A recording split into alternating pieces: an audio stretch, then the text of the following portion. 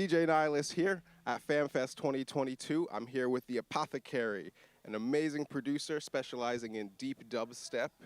You know, we even have a song together ourselves. Yes, we do. So, yes, we do. how did you how have you enjoyed your time here? You played yesterday on the Hennies, and I loved your set. How was it for you? Thanks, man. Yeah, I played around like sunset, which is tight. Yeah.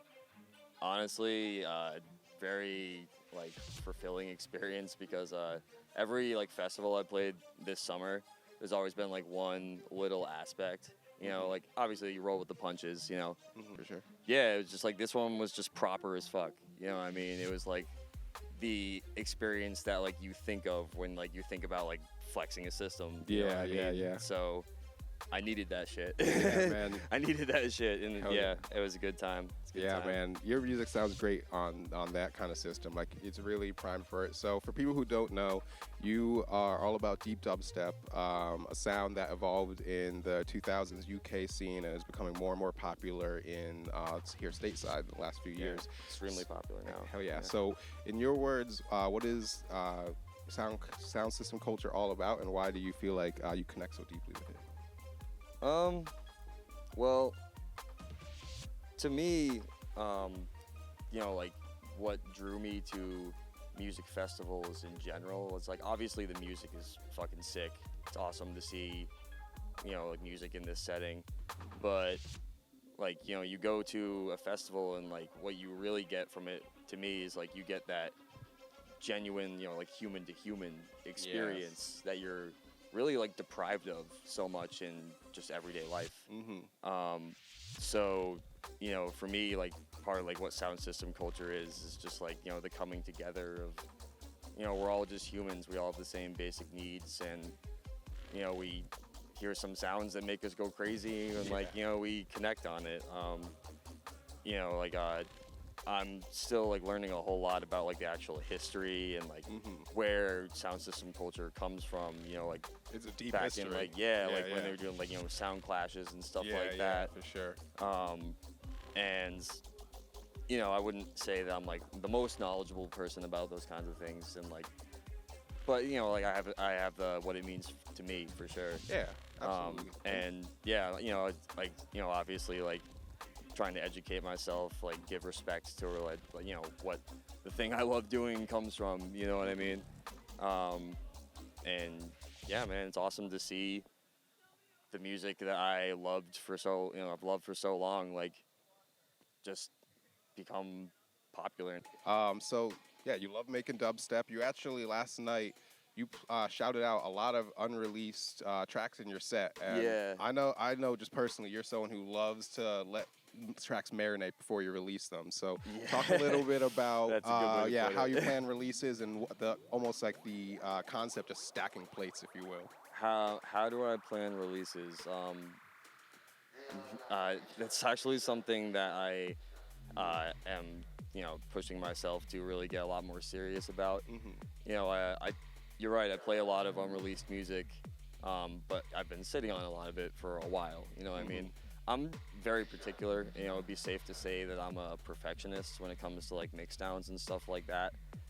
But, you know, I've heard, you know, gotten a lot of advice from like, you know, like people in the scene. Like one thing that stuck with me the most ever was I was watching this free seminar with like Il Gates, you know, producer Dojo and all that awesome stuff. And one thing he says that, you know, if you say you're a perfectionist, you say like, oh, like I can't do it because like I'm not gonna get it exactly how I want. You know, what you're really doing in that moment is rationalizing a reason for why you can't do it, or like to procrastinate on doing it. For sure. You know what I mean? It's not that you can't do it. It's just like you don't have the proper knowledge, or like, you know, there's just a disconnect. You know? Yeah. You can do anything. You know what I mean? But so I'm trying to challenge myself to like, you know, make a game plan, stick to it.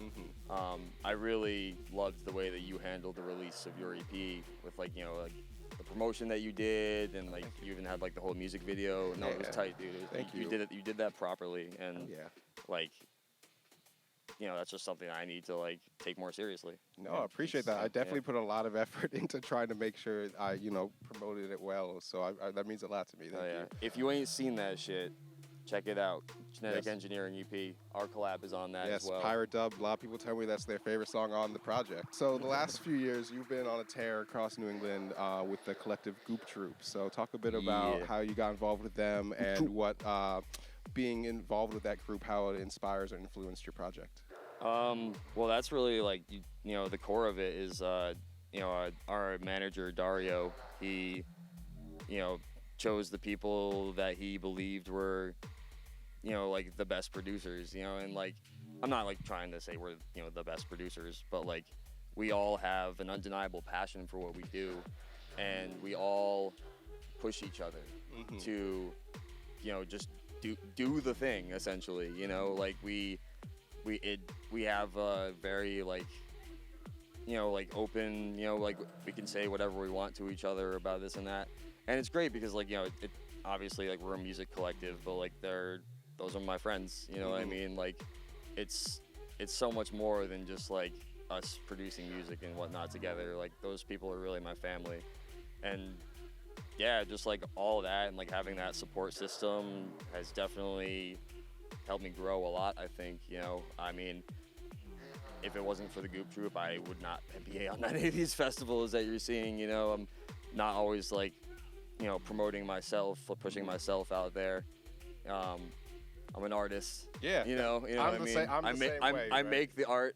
Yeah, it's good to have someone like Dario who's just really good at advocating and just really believes in all you guys, Yeah, it's honestly, it's invaluable. Like I don't know where I'd be without it, And yeah, we just inspire each other to do better and forget what the other questions you had about that. No, that's pretty much it. So, Goop Troop, right? We just talked about them. You actually, so you're from Connecticut. You just moved to Massachusetts to be a little bit closer to the Goop Troop. Talk a bit about the move, and is there anything just about being in a new state that has inspired you, or just helped your creativity? Oh, for sure. So, I live with my artist, with my manager. So like, it's where you have that direct line of communication, always in sync with each other. I think like, it's definitely like, it's very exciting, like going to a new place when you're looking forward to it. Like, I've been doing like a lot of exploring and stuff like that. Yeah. So like, it's, it's cool. It's like, I feel like all of that definitely like contributes to like me wanting to get into the studio and like, what do I do with all these feelings? Like I gotta do something. That's being a creator. But I love living in Lowell now. I left Connecticut, for a number of reasons. Being with, closer to the people that I work with directly was definitely just like, a cherry on top. I just had to like make a change and be somewhere different, you know what I mean? Sometimes that's all you need is just a change of scenery, change in perspective. Yeah, and like, pretty much like all my best friends that like lived where, around me, except for you and Miguel, like, they like all just like up and moved to Arizona. Yeah. And, like I was just like, like I want that, you know what I mean? I want to go like just live life, you know what I mean? And for sure. It's been great, man. I wouldn't change it for anything. I'm happy for you. It's been tight. Thank you, man. So, we've known each other for a while, and as someone who, watched her come up for a few years, I just have to say I'm incredibly proud of all the hard work and dedication you've shown to get to this point. Thank you, man. Thank last question is, what is just one thing that you've learned as you've gotten more and more professional that you feel has, helped your artist journey? Honestly, just taking, music production seriously, taking anything seriously, like really committing yourself to it. You learn a lot about yourself, like, how you cope with stress or, like how you just handle any given situation, you know what I mean? Like I think at one point I had like some like, like faint like desire to have like, I don't know, like success and fame or whatever, but it, like it ultimately like what's most important to me is just creating music, and if you give me a platform to share it with people, even better. You know what I mean? Like, I don't care. I'll be a starving artist. I'm gonna be on my deathbed finishing a mix down. Like, snare sounds like shit.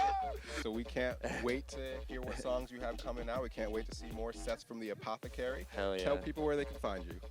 You can find me Apothecary _dubs on SoundCloud. Don't have Spotify yet. Working on that. I got Bandcamp as well. Bandcamp/The Apothecary. We'll tag him in the comments or in the description. I'll probably put it on the screen too. My man, Chris, thank you so much. Let's get out this heat. Let's get the fuck out this heat. Drink some water or something. Peace, y'all. Shit. Peace.